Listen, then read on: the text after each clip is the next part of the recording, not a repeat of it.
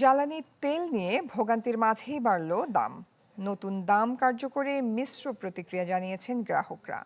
আশঙ্কা প্রকাশ করেন সব খাতে এর প্রভাব পড়বে। আজও ফিলিং স্টেশনগুলোতে দেখা গেছে তেলের জন্য দীর্ঘ লাইন। সরকারের প্রতি ভোগান্তি কমানোর আহ্বান জানিয়েছেন ভোক্তারা।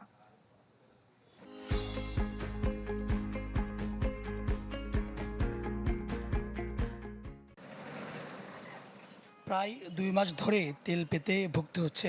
ফিলিং স্টেশনগুলিতে দেখা যাচ্ছে স্মরণকালের দীর্ঘ লাইন। এরই মধ্যে মধ্যরাত থেকে নতুন দুঃসংবাদ।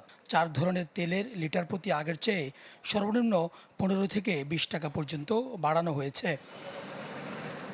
নতুন দরে ডিজেলের বিক্রি হবে লিটার প্রতি ১১৫ টাকা, অকটেন ১৪০, পেট্রোল ১৩৫ এবং কেরোসিন ১৩০ টাকায়।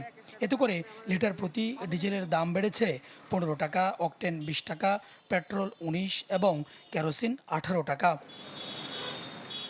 বিদ্যুৎ ও জ্বালানি মন্ত্রণালয় বলেছে, বিশ্ববাজারে জ্বালানি তেলের মূল্য বৃদ্ধির সঙ্গে সামঞ্জস্য রেখে দেশে ভোক্তা পর্যায়ে নতুন বিক্রয়মূল্য নির্ধারণ করা হয়েছে।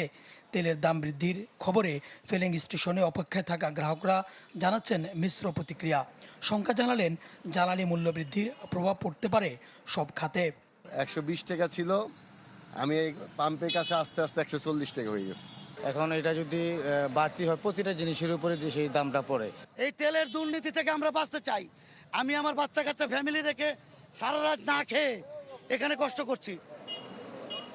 দূরপাল্লার ভাড়া বৃদ্ধিতে এখনও কোনো সিদ্ধান্ত হয়নি বলে জানান কাউন্টারের লোকজন।